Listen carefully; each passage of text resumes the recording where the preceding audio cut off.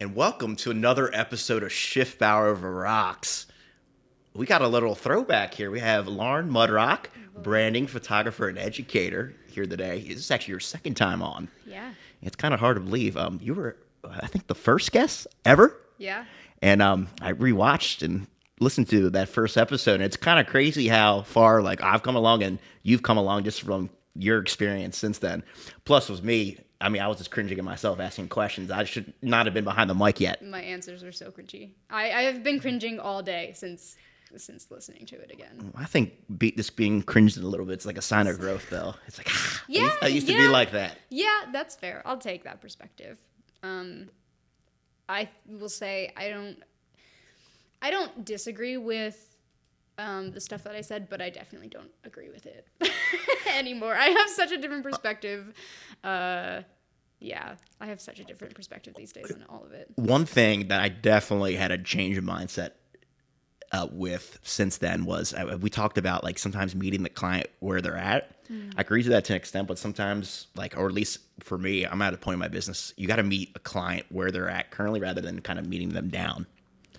Tell me about that. Where it's if you have certain expectations in terms of how you deliver a particular service, I think it almost does your client a disservice if you're meeting them at a level where that's lower than that. Where I feel like that's where expectations can get misaligned. Interesting. So for a particular example, at least for me, it's we have a lot of folks that are not willing to necessarily do a full overhaul in terms of optimizing their website if we're going to run paid ad campaigns on Google, Facebook, or otherwise for them. And we've noticed, my team and I, a trend the past couple of years working with folks in this local market where the ones who are all in and optimize their website for these opportunities typically fare better than those who do this really kind of cheap setup and just getting it running and off the ground. Yeah. Just because analytics are there's gaps in that process with their current website, but for some reason I think it's some kind of more of a psychological barrier than it is a financial barrier where oh, my website's fine, I'm not going to spend $3,000 to $4,000 on this. Yeah, it's because they don't understand. You're using the word gap. Bingo. They don't understand the gaps that it's missing. And I would ask you the same question that you asked me a couple weeks ago at the peer group. What are they missing out on? What does it cost them if they aren't going to do that? And what I've been learning, I think part of the evolution of being an entrepreneur is learning to communicate that value up front, and not being afraid to say hey, this is going to be your better option because X, Y, Z.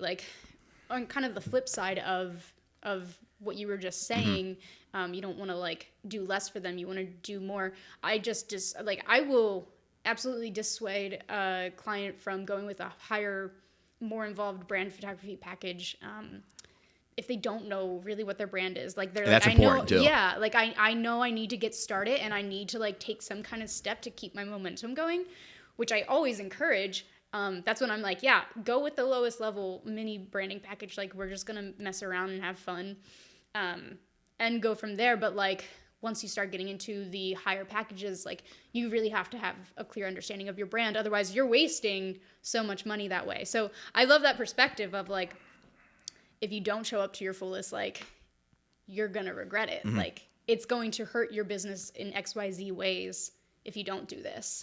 And I'm realizing it pretty actively right now, spending a lot of time my sales process and our overall sales process as a consulting group, where I feel when service providers get it wrong, when someone says they're disappointed in your services down the line, it's because there was a gap at the onset. Okay. Where even if they agree to the expectations and they know what the expectations are, for some reason, us from a sales cycle standpoint didn't really pinpoint what they really wanted long term. Okay, so I love that point because that is something that I just released a course today. I just launched it. It's a course and coaching program, and one of the when somebody signs up to have an inquiry call with me about it to qualify them, one of the questions that I ask constantly is what do you want to take away from this? And that's important. That's a good question. I think I like to get people's expectations up front because I'm terrified of that. I don't want to disappoint anybody, and not saying that it's a bad thing by any means. You're delivering incredible work. And like, but it's so great to have that transparency and that communication of like, what are your expectations and how do I see things? And like, yeah, how do we close that gap in essence? Because that's where I feel like where we get it wrong. Even if it's not like intentional on our part, it's just like, well, they said they wanted this. Well, they didn't really want this. Yeah. Oh, a great question for that. Okay, I'm really excited about this now. So, one of my favorite books to read is. I sound like I read it all the time. I haven't even finished the book. That's okay. Transparency. But it's great. I don't. Setting the expectation with me and the viewers out there. Oh my God. Yeah. Well, like it's funny because audiobooks help a ton with like I love to buy books and I'm addicted to going to like Books A Million and Barnes and Nobles and stuff. I just love being in like library type areas, but it's better than like doing drugs or something. Buying books. Sure. Yeah. It's the preferred way to waste my money. But anyway, yeah, this I have to buy an audiobook first. I actually finish it. Once things slow down, I think I might actually read the hard copy. But it's called Ask for More. Okay. And I forget who the author is. But she was a mediator, and the whole concept is how to negotiate anything. And I absolutely adore it because one of the things that she teaches that I use in every single, from inquiries to client sessions, especially the brand photo planning session, what you might say, I want my photos to look like happy. The question that you ask them to follow up, because like happy. Well, how do you define happy? Exactly. And so like the question that she, one of the questions that she says to ask with these things is like, well, like what does that look like to you? Because like somebody will say like, again, with the mediation stuff, it's like, what do you want out of this divorce and stuff? Like, and like, let's start with that feeling of like, how do you want to feel? And it's like, oh, I want relief. Well, what does relief look like? Because then you can quantify it. You can take something so like outside. Abstract. Yeah, abstract and like solidify it and ground it and everything. So that helps so much with those situations of like just getting more clarity on those expectations and everything. So anyway, that's that. I love that stuff. So just taking it back, I know we had this podcast, I think we recorded like 2019. Oh, God. Let's talk about how you have evolved personally, professionally since then. Especially because brands do evolve. Play 10 to 15 seconds of that of podcast in particular. At the beginning of this or some right now. I don't care. All right, like, well, Marty, we're gonna put it in, okay, in post. Okay, a lot of people feel super comfortable during their sessions that they always ask, can I take my shirt off and take some like really kind of nude photos? Yeah, that happens. Huh. And I'm like, well, if you feeling it and you want that, that's fine. We'll go with it. Interesting.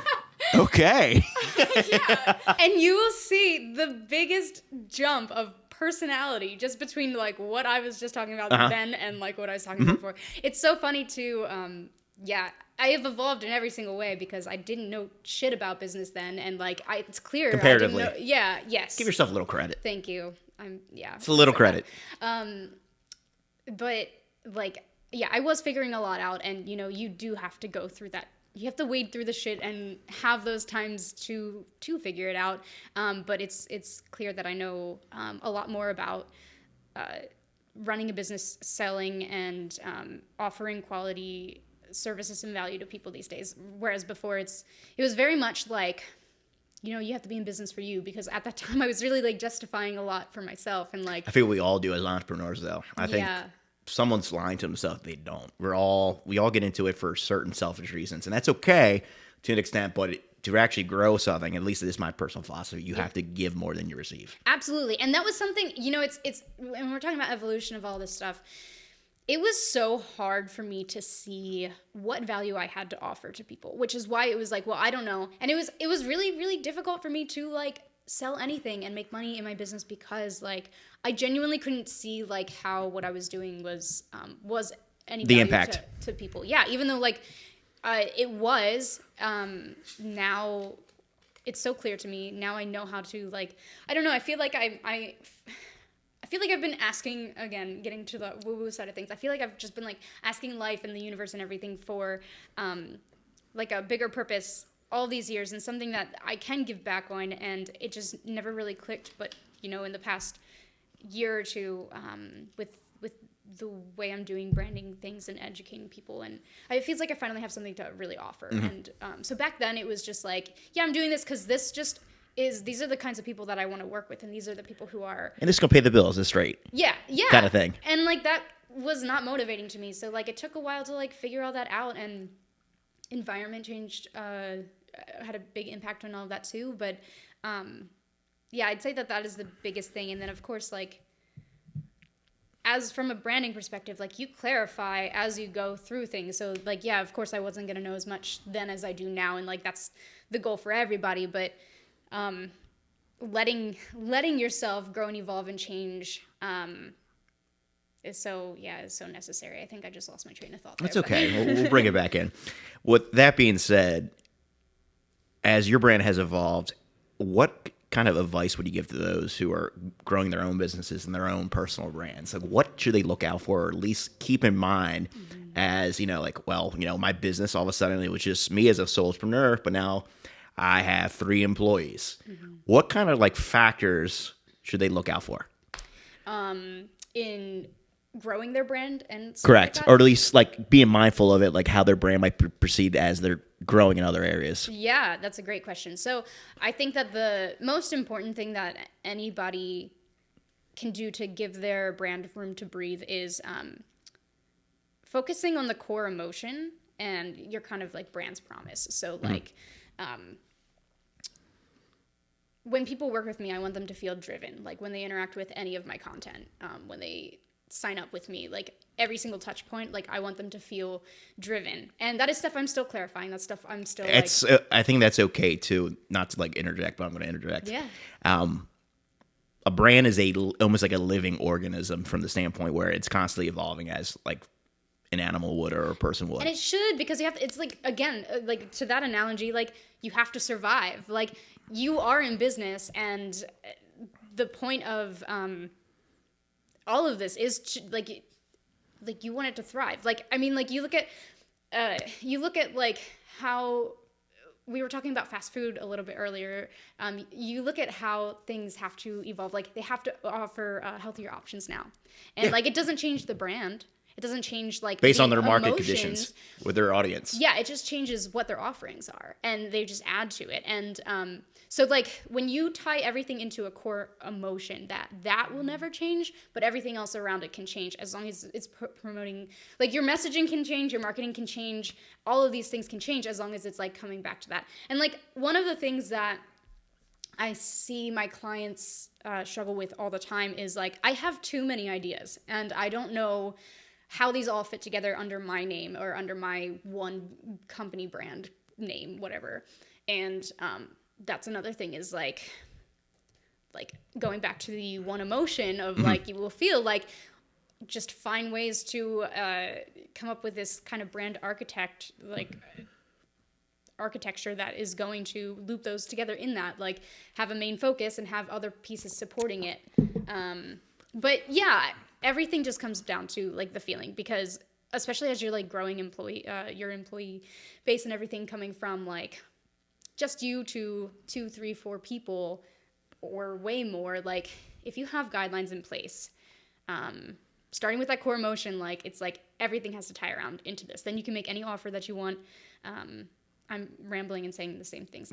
No, it's okay. I will get to a point, but like... No, I'm picking up what you're putting down. Yeah. Where the guidelines, they're there in place to support your decisions as an organization, as a brand and entity. Yeah. Where like, I think there's, at least for me, like I don't necessarily have them written down. Some people will argue you should. So yeah. Well, I will speak to that. So the course and coaching program I just launched today is about that. Like when you don't know like what problem you solve for people and you can't communicate that and you can't even say to yourself what I do, like that fucks up your entire marketing strategy. That fucks up your entire offering, like ideas, like anything.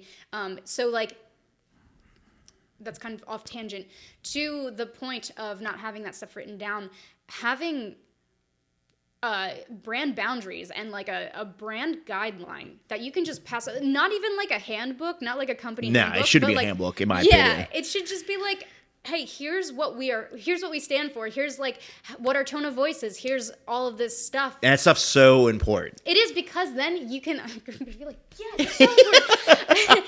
Then you can. I'm being physically assaulted for those listening to the audio right now. Kidding. But that stuff is so important so that you can identify, you can just hand it off to the new employee and say, here's, whenever we are writing copy, here's the tone of voice that you should speak in, here's the kind of words that you should use, the keywords and everything, here's when you hand stuff over to a designer, here's the obviously the color scheme, but like more importantly what these colors represent back to that original core emotion. Like the core emotion of your brand, I'm so hyped about this, the core emotion of your brand decides every single word that you're going to put out ever. Like for me, my kind of what I do is like I help turn I can't think of the words right now. It's okay. Now, kind of, I'm asking a question particularly about the brand emotion aspect of where you're getting at with the workshop. Do you believe a brand should have one singular emotion, or you feel like there's almost like a constellation of like 3 to 4, 4 to 5 emotions? That's a great question. So I think that there should be one main emotion. Okay. And interesting. I will say the other ones do not go to waste, because sometimes like when you are like identifying your brand's core emotion, I like recommend like write out a ton, like 10, and then take them and again write out, what does this mean to me? Like if I want my brand to, so like ambitious was one of my words that I wrote out, and I was like, this doesn't hit right. Like, what does ambitious mean to me? And like, you start looking up synonyms and you like write that down and you describe it and stuff. And then you do that for all 10 of those words. And then this is a great exercise that you can do, by the way. You start to get other options, and it's like, yes, that one, like for me, it wasn't ambitious, but it was driven. I want people to feel driven, very different when I defined them. And then all the other words, they don't go to waste, because what you end up realizing is most of those end up being your brand's personality and your brand's values. And so I'd say like the same way with like colors and fonts and stuff, you're going to have a main one, and then you're going to have supportive ones as well. So like, yeah, you're going to have your main feeling and then like some supporting, but then most of them can be grouped into promises and values. This is totally like off topic, but I just saw like a genius like ploy on TikTok. Apparently there's this like upstart company where they contact sorority chapters across the United States and ask them to make a vision board, and then they take their vision board from these sororities that these girls fill out, and then they make like their like sorority like branded shirts based off the moon boards. Genius idea. Fucking genius idea. Are the results cool? Have you looked at them? I just saw like I got served on it like on TikTok. I'm like, well, I'm not a sorority, but this is genius. Oh my And God. whoever's, it's probably a bunch of dudes doing it too. Like it's definitely not like, I'm making an assumption. I don't think it's a woman doing this. I'm thinking like a dude's like, I'm just gonna like give them what they want, and like we're just gonna like design it from there. And it's a perfect trade-off, because I guarantee you it's what they want. Yeah, no, it's probably this and that, whatever they might be into at this point. I don't know. I'm not 21, 22 anymore, and I'm not a woman or never been in a sorority. We got bills to pay. We don't think about those No. crazy party things. But let's turn the page a little bit. Sure. Let's switch it up, shake it up a little bit. Let's talk about, you're on this path as a business owner. You've been doing it independently a couple of years. I've been doing it independently a couple of years full time now myself. How do you define relationships at this point in your personal life and in your professional life? This is me rubbing my hands together. Okay, That's yeah. such a good question. Okay, so when you say, how do I define them? What do you mean? Like, what are my expectations? What do you look for? Expectations. Boom. What do you look for in relationships? Okay, so I will start this with a little side story. Yesterday, I was talking to my mom about the course that I just released today, and she said something that was like slightly like, oh yeah, like I want the best for you, and I want my girls to do really great things. And I was like, what is that doubt? I just called her out. I was like, I'm sorry, I'm gonna have to hang up right now, because I need like I need to be blind to any possibility of like people not believing in me, and like I need blind positivity right now. And she's like, no, I'm just distracted. I was like, okay, cool. So like that's the standard that I set for relationships these days. Not that I don't like to be challenged. I like to Being challenged is important, but it's a matter of how are you constructively being challenged. And is it driving you forward? Is it supporting your growth, or is it saying like, oh yeah, like I don't know, if it's just straight up not believing in you. So my whole life, building my life. Like, my life is a 10. Like, I have crafted my life to be like exactly what I've wanted. I've worked on it like past 10 years, and that has involved letting lots of people go. Yeah. And just as your brand evolves, like, your perspective of like, oh, are these people supporting me or not? And this is going to sound terribly shallow, but I think it resonates more. I think more ways than one with people out there. I view, like, from a professional side, you have clients. You have ABC clients. Mm-hmm. People in your life, you have ABC people. Yeah. And that can change your criteria on who's an ABC person. It's not you're not intentionally trying to boot them out. It's just that you prioritize certain people at different times or different seasons of your life over time. Absolutely. Like, yes, 100%. And I don't think that's selfish at all. I think it's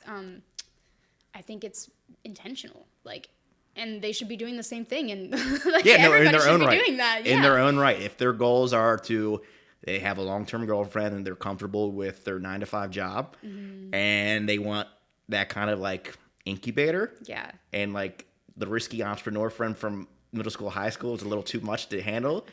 Yeah, let's boot Paul out to an A to a B or B to a C. I'm okay with that. Right. Yeah. I'm not going to take offense. I used to, but now it's just like it's different paths. It's not even intentional on their part either. Where I feel like a lot of the time, at least for myself, it's not intentional at all. It's just priorities change. Exactly. Life happens. 100%.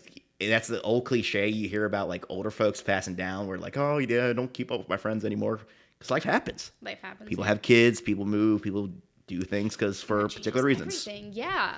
So, like, as for friendships and stuff, like, I look for people who are constructive but also hilarious, like fun and just like being goofy. There's no point of doing things long term in business if you're not going to have fun. Exactly. Like, it really isn't. Yes. Like, otherwise you're just living to work, and who wants that? Yeah, I made $30,000 last month.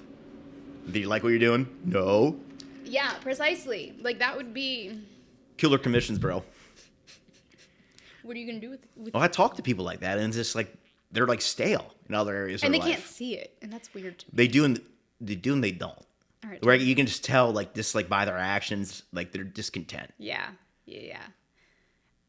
And they won't admit it to themselves yet. They're not in a space. No, yeah, I don't think they're fully conscious of it. Where it's just like accepted norm. Like, I got the high paying job where I'm making all this money and I'm engaged and I'm gonna get married, but are you really happy with what you have? Absolutely. And I think that is key with the people I like to allow into my life, is like that, and also, are they working towards a bigger goal? Like, I don't care what the goal is, just like, no, yeah, I don't either typically. Like, just have something that you're excited about and that lights you up, because that's the stuff that I want to talk about. Like, I just went out to visit some friends in Florida. We did the one friend's branding session for her while I was out there, and we spent the entire morning. So it was me, my friend TJ, and my friend Jen, and her husband Dave, and we just spent the entire morning after the session walking on the beach, and all of us talking about, like, how we were, like, workshopping, like, mm-hmm.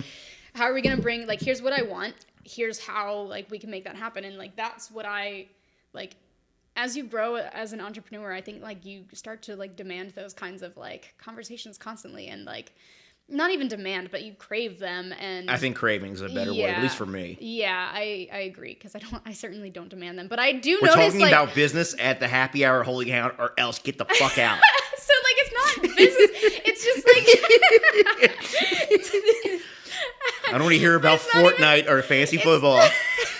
But, like, no, that's the thing, is, like, it's not about business, but it's just about, like, such an overused, watered down word, but it's passion. It's like, okay, if you're really into fantasy football, like, tell me, like, your strategies behind it. Tell me, like, what your plan is, and like talk about it. Or, like, the guy I'm seeing, he is wonderful, and he is so into music, and he's like, yeah, like, you're really inspiring me. Like, let's just, like, do our own thing when we're hanging out. Let's, I can go work on my music that I've been putting off forever. And, like, those are the kinds of conversations that I love. Not that he should use you for a reason for putting his own music off, but good. Wait, well, no, whatever. But keep going. But yeah, like, I just, like, I don't know, and even for him, like, he's really big into politics, and I'm like, tell me, like, I was asking him so many questions last night about it, because, like, yeah, like, I want to, like, what are you passionate your perspective. About? Yeah, so it's not business, and it's not goals and stuff. Like, I love workshopping things, but it's mostly just, like, what are you passionate about? What is lighting you up? Like that's what I want out of even my mom. Like she has gone through this whole dark night of the soul kind of thing, and she's like starting to get on the other side of it. And like we would never have these. We've had such shallow conversations our entire life, and that's a breakthrough for your relationship then. Solid breakthrough. Like we are like I genuinely consider her a friend now, when like it was the total opposite. Like good. Yeah, it's been a wild change, but like. She's having those conversations with me now of like, yeah, this is like, I'm getting really excited about my life. These are the projects I'm working on, and like, this is what I want it to look like. And I'm like, I am your biggest cheerleader. Like, let's go. Like, let's do all of this. So, yeah, I'm at this point where I really don't want golden retriever friends.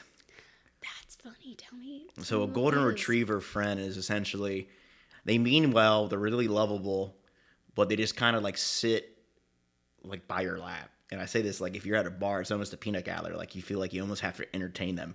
Oh. Like, they're not asking to be entertained, but it's just like there's no stimulation going on in the conversation. Yeah. It's either, I just don't know what it is, but it's just like, they're just there.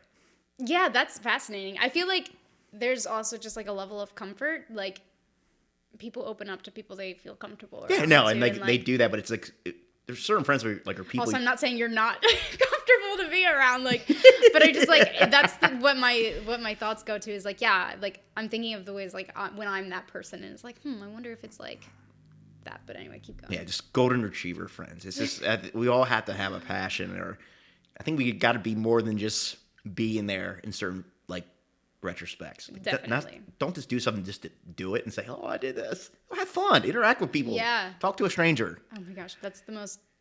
As like, okay, so talking about transformations you have to have as like an entrepreneur, and we've talked about this before. Like I've gone from extreme introvert to an extrovert. Like it's, and yeah, and I lost my train of thought. I don't know. I had a good point for that, but well, I know Marty's signaling for last call here soon, but I want to ask one more question before we get into any closing remarks. So mindset, you've had this shift over the past couple of years. I've seen it as a friend and like professional colleague, especially since we were watching that first fucking podcast, you and me both. In terms of putting yourself out there and, from a mindset standpoint, what should people look for? Like if they want like similar changes in their own lives? Whew. At least from your perspective. It doesn't have to be right. It's just like from your experience. So that's a really great question. My immediate thought, like, go with the immediate thought. My immediate thought is like you should look at your environment. Mm-hmm.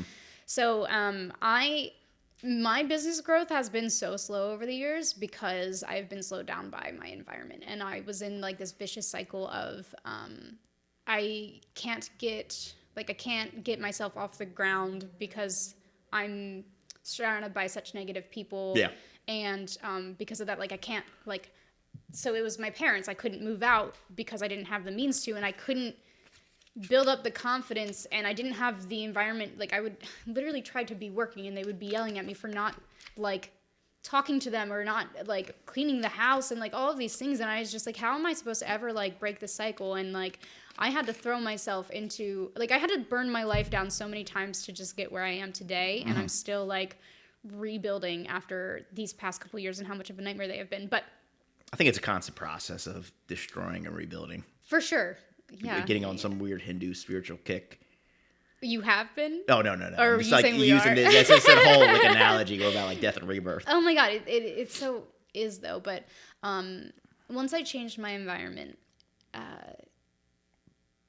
like that's how my life is a 10 now, is because like I identified like what's not working in my life, like what feels like a weight, who feels like a weight, like yeah, and like don't be afraid to drop those relationships. I mean, like I owned a house with somebody and then was like, peace. Yeah, because it was not healthy. And you see the meme of like the one dude, he like disappears, he's like this and like fades out.